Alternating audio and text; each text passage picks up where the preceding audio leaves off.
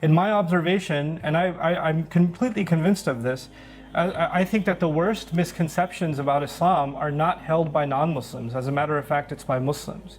We have a skewed view of what religion really is, what this book really is, what Islam really is, and we carry a lot of those misnotions our entire life. And it shapes our view of our religion. And that, unfortunately, this skewed view and a twisted version of what you might think the religion is, what Islam is, can affect somebody so much it might take them away from their deen.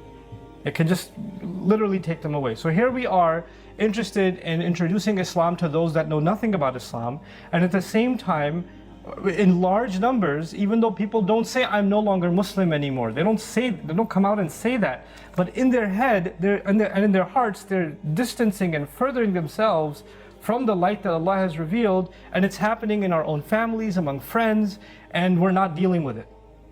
We're not addressing that problem. So I wanted to start by saying that this problem didn't just come out of a vacuum. Why does somebody start doubting their religion or start feeling a lack of a commitment to their religion? Where did that come from?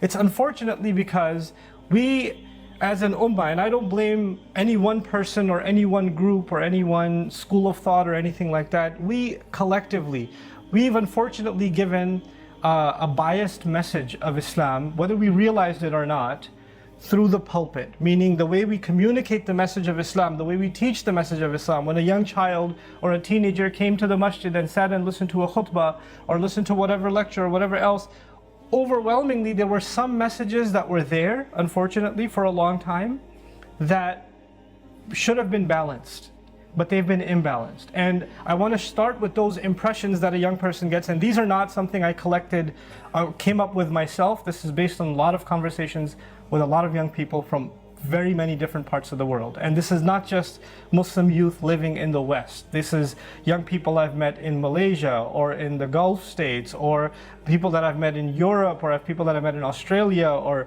here in the United States. So it's a mix of places in the Muslim world and also Muslims living here. And actually, surprisingly, the impressions aren't very different between the two.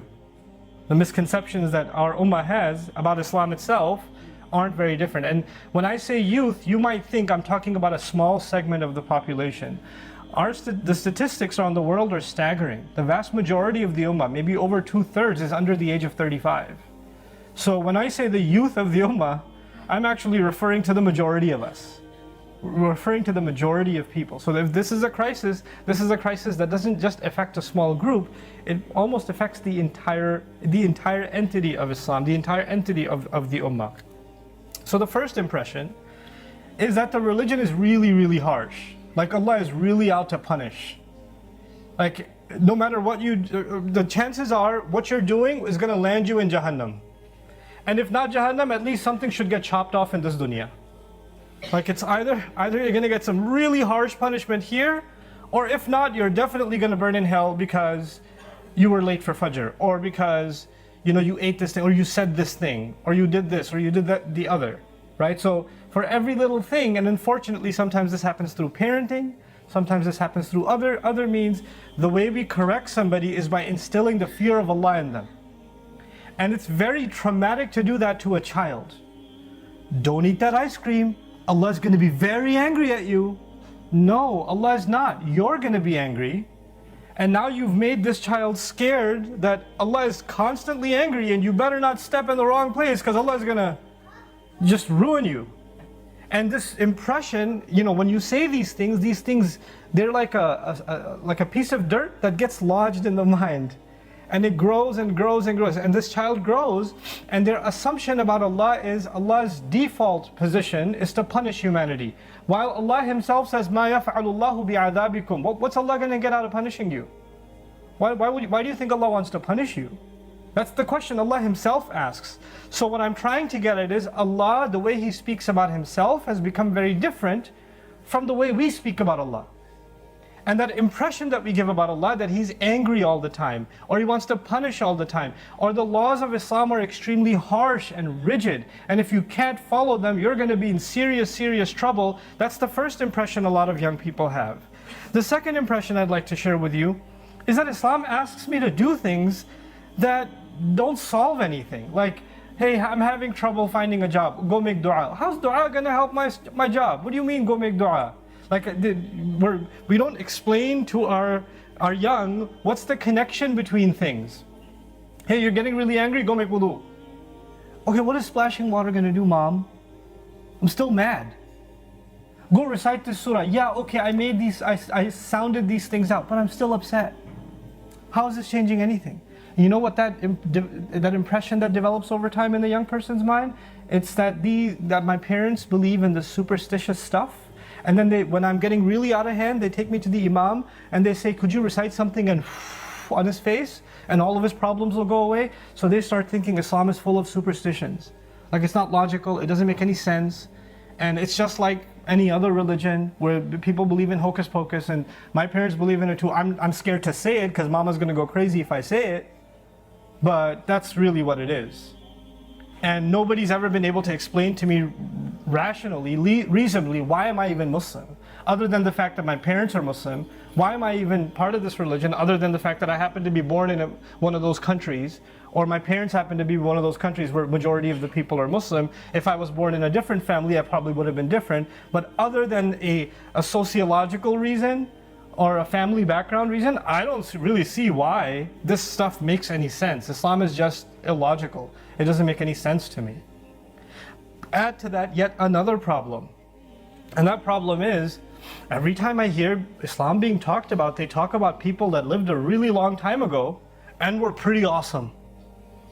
There were some really, really good people. Oh, like those are the people that will make it to Jannah. But that leaves the rest of us here, the leftovers of humanity, which are probably fuel for hell.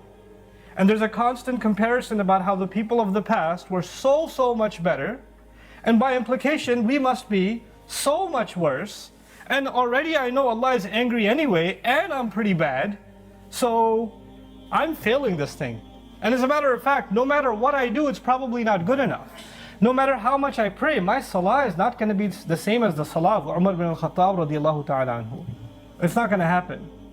No matter what kind of hajj I do, it's never going to compare to the hajj of the early scholars of Islam who walked from their home for 2 years to make it to hajj.